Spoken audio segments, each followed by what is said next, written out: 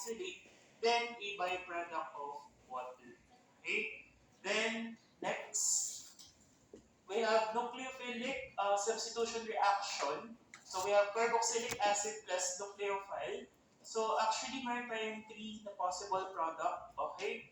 So depende yun sa catalyst, depende yun sa reagent na gagamitin. Okay? So for example, for carboxylic acid, remember kapag alcohol or um, like for example, methanol yung ginamit, ano magiging product? So we have ester. So remember like sa tautomerization, yung before ma-reach yung ester as final product, so usually nagkakaroon yun ng tetrahedral na intermediate product. Okay? Pero yung dapat tinandaan dito, depende to sa catalyst, depende to sa reagent, ano yung magiging product. Okay? So, pag yung sinabi ko kanina, tetrahedral intermediate product.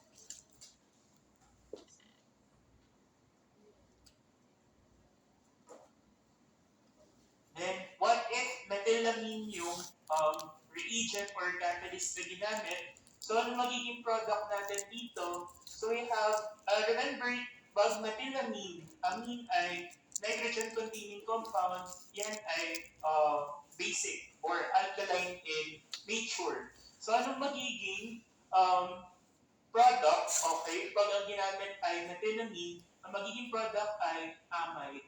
Okay?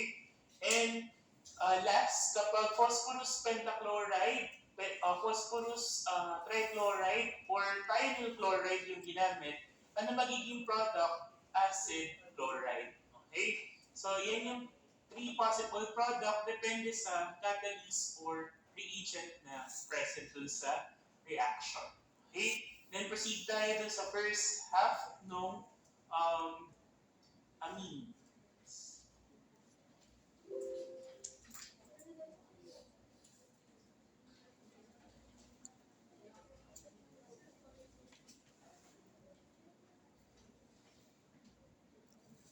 So for amines, yung mga smaller amines or in amines in general, they have a characteristic odor. So kapag nakamoy kayo ng ammonia or yung concentrated na ammonia, may characteristic na fishy odor siya.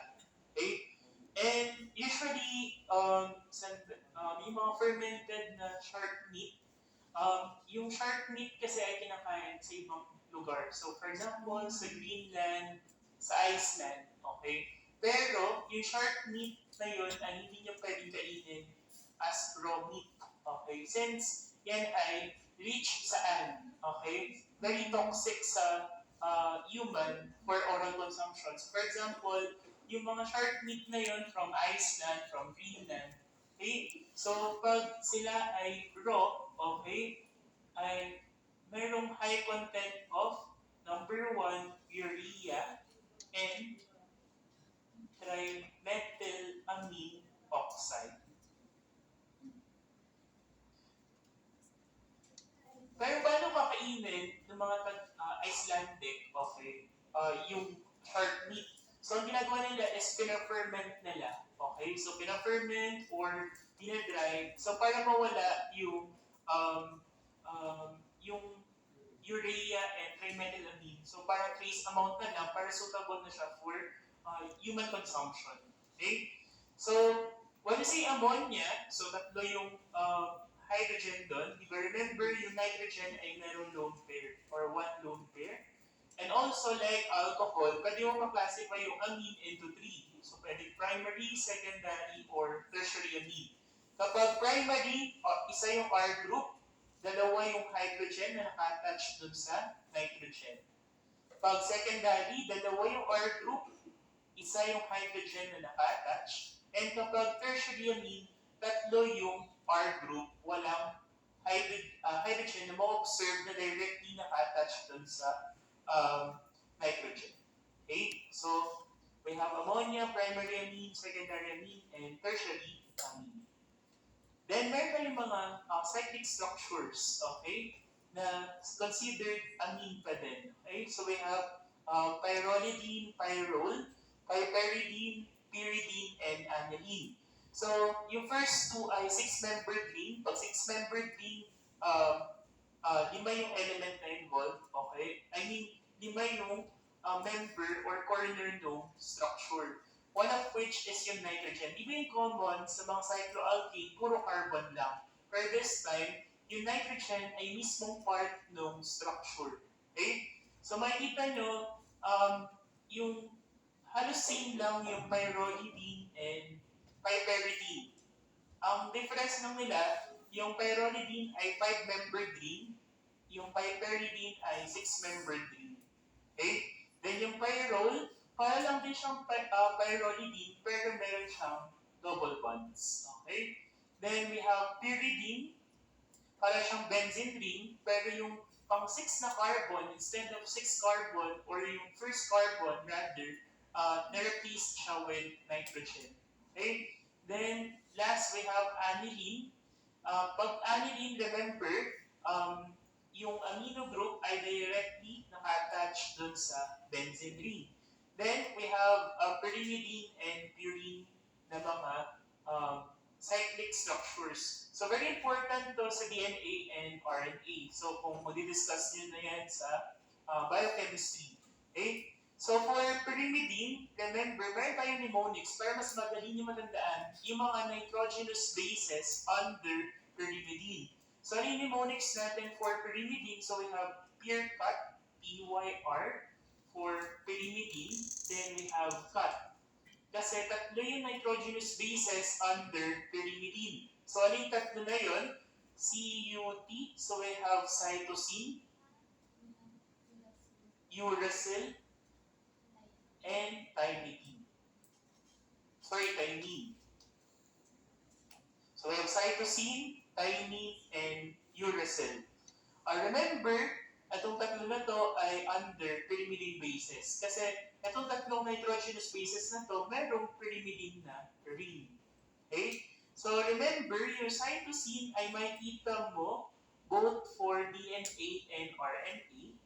Remember, yung uracil ay sa RNA mo lang makikita, and yung thymine ay makikita mo lang sa DNA. Okay? Remember, yung cytosine ay makikita mo both for DNA and RNA. Yung uracil ay sa RNA only, doon mo lang makikita, and yung thymine ay sa DNA mo lang makikita.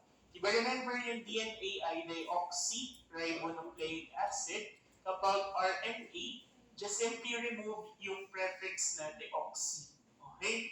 So, for the meantime, ano yung dapat nyo tandaan? Yung mga pyrimidine bases o mga nitrogenous bases under pyrimidine. So, we have cytosine, uracil, and thymine. Then, under purine bases, meron tayong dalawa. So, para mas madali nyo tandaan yung mnemonics, okay? So, we have purga. Okay?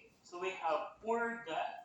Yung pur ay purine, yung GAI for the two nitrogenous bases under purine. So ano yung GA na yun? Yung GI, guanine, yung isa ay adenine. So remember, yung guanine and adenine, they are both,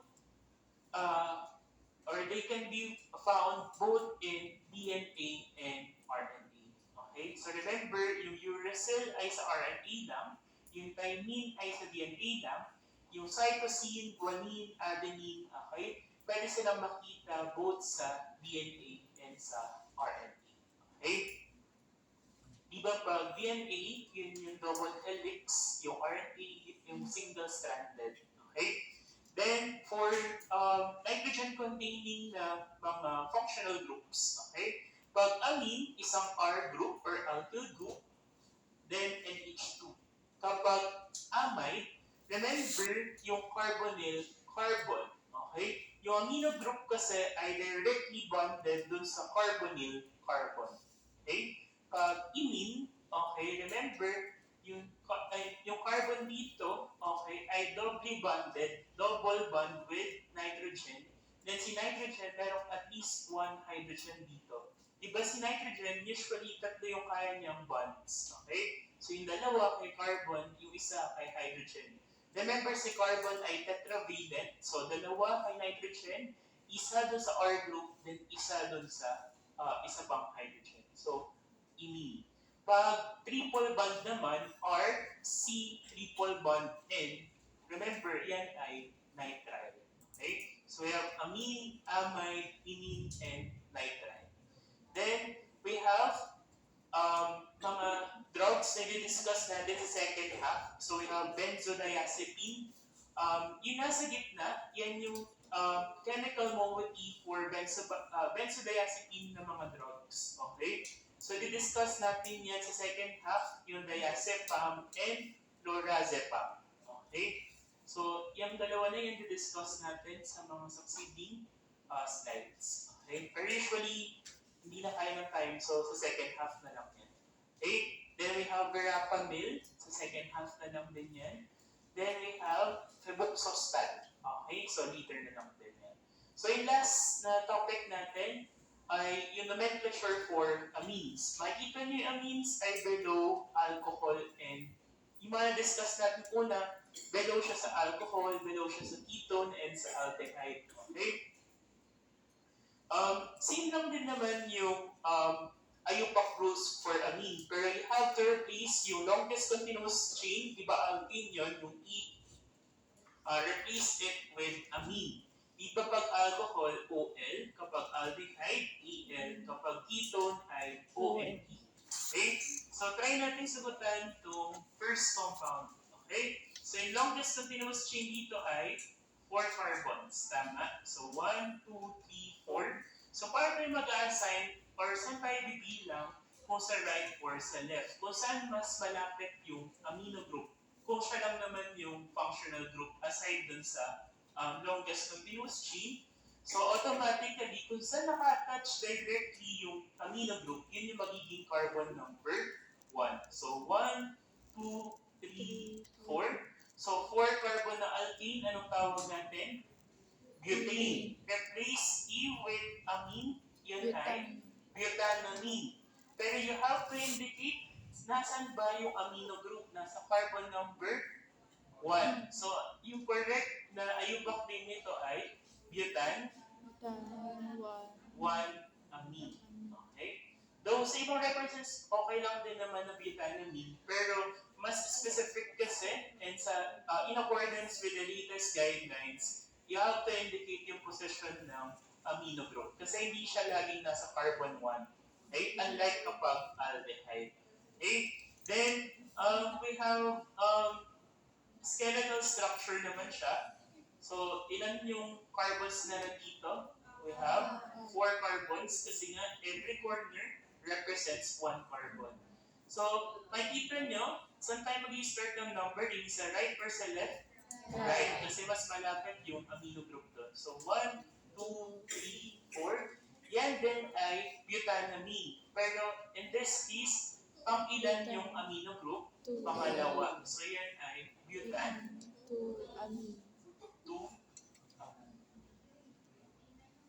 Okay. So, bigay pa tayo ng maraming example. Next. We have 1, 2, 3 carbon na alkene. Ano tawag natin doon?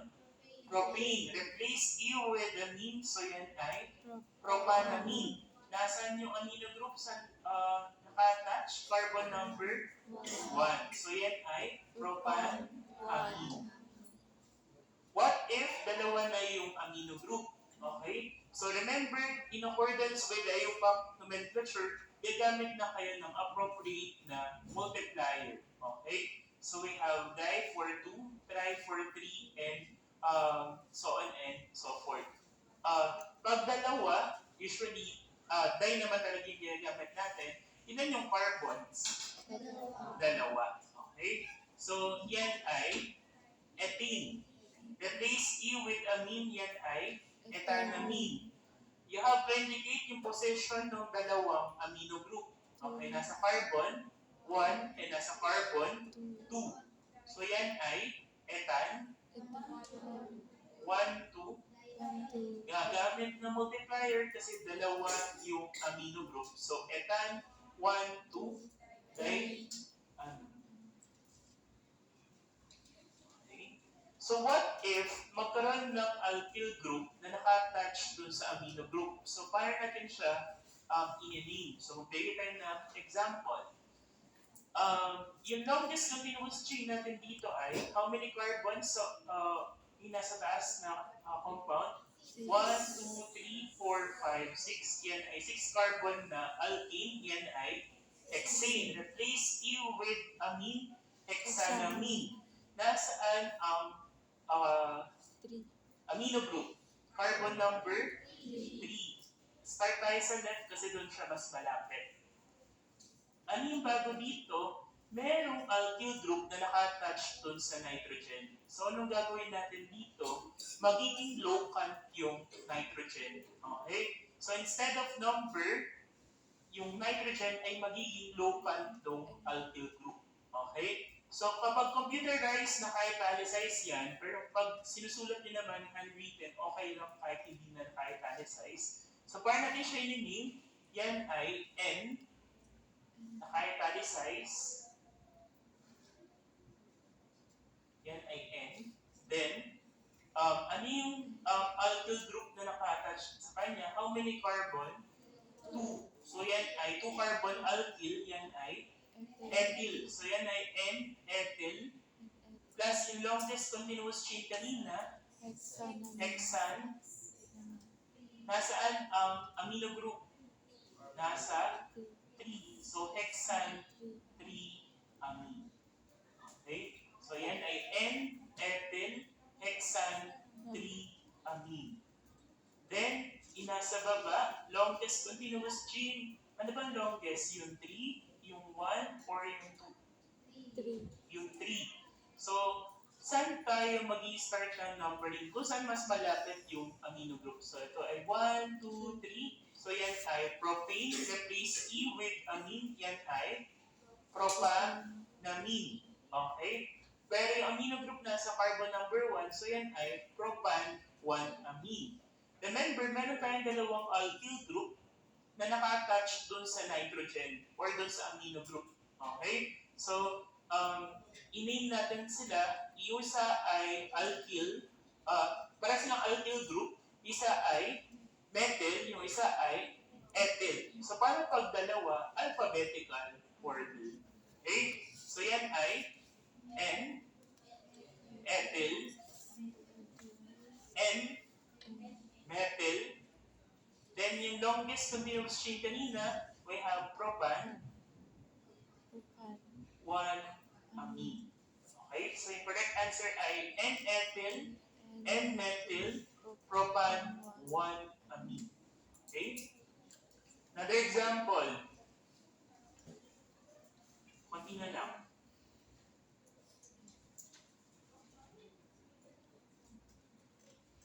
What if merong halogen, merong amino group, merong methyl, okay, na naka-attach ulit sa nitrogen?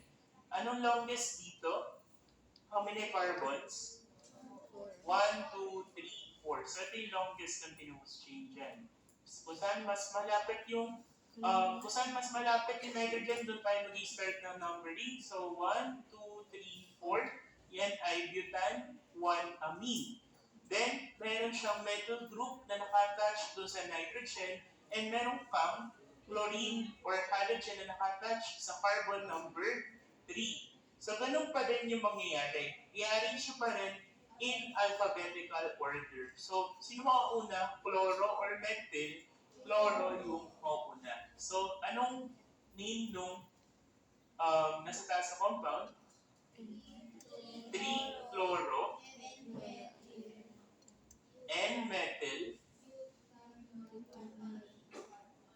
butan, 1-amine. Sa ibang references, yan ay 1-butanamine. Kasi yun dati, yung 1 ay nasa umpisa. Pero yung latest guidelines ay nasa gitna na siya. Butan, 1-amine. Okay? Kasi bakit 1? Kasi na doon naka-attach yung amino group. What if merong dalawang alkyl group na naka-attach dun sa nitrogen and merong ulit na halogen? So, ganun pa din naman, alphabetical order. Pero ganun din yung gagawin natin kung sakaling na nasa carbon number 2, for example, dalawa yung alkyl group, i-reiterate nyo na dalawa yung alkyl group na naka-attach doon. So, anong gagawin nyo? Like yung ginagawa natin before, i-reiterate nyo, dodoblehin nyo yung N. Okay? So, yan ay bromo versus dimethyl. Remember, yung di ay hindi kasama sa alphabetical order. So, therefore, bromo pa din yung mauna. So, yan ay 1, 2, 3, 4, 5. So, yan ay pentanamine. So, yan ay 4 bromo. Ano sa doon? N. Dalawa yung methyl group na nakatouch doon. Kailangan dalawa din yung N. So, N, comma, N. Then, gamit ng multiplier kasi dalawa yung methyl group. So, yan ay NN, dimethyl. Ano yung longest continuous chain? 5 carbons, pentane, replace E with amine. So, yan ay pentanamine. Pero nasaan ang amino group? Nasa carbon number 2. So, yan ay pentan 2-amine. Sa ibang references, yan ay 2-pentanamine. Pero yung latest yung gamitin natin, pentan 2-amine. Okay? Then last slide. So for last slide, what if mayroong functional group na higher than amine? Diba yung carbonyl-carbon dito, ano bang functional group to? Ketone. Okay? Yung ketone ba ay mas mataas or mas mababa sa amine? Mas mataas. Okay? So, ang magiging main functional group ay yung ketone. Okay? Then, meron tayong amino group dito. Kung walang amino group dito, yan ay symmetrical. Kahit saan pwede ka mag-start. Pero, mag-i-start tayo saan? Kung saan mas malapit yung amino group. Kasi dito ay mas malapit. Okay? So, saan? Dun sa left side. So, yan ay 1, 2, 3, 4, 5. So, ano yung una natin gagamitin? Pag si alcohol nagiging substituent, ano ulit yung ginagamit natin? Hydroxy. Pag si ketone or si aldehyde nagiging substituent, anong tawag natin? Oxo. Pag si amine ay nagiging substituent, ang magiging main na niya ay amino. Okay? So yan ay, nasan ba ang amino group? Nasa carbon number 1. So yan ay 1, amino. Then yung longest continuous chain, how many carbons? 5. So yan ay pentene. Nasaan ang carbonyl-carbon? Carbon number 3. So yan ay pentan 3. Then remember, ang main functional group natin, kung sino yung mas mataas yung level. Okay? So yan ay pentan 3-bone. Since yan ay ketone. Okay? So yung second half po, i-discuss ko na lang next week. Okay? Just in case na may quiz, i-announce ko na lang few days before ng schedule. Okay? So yun lang. Yung performance record, kami collect na lang Miss Hardy.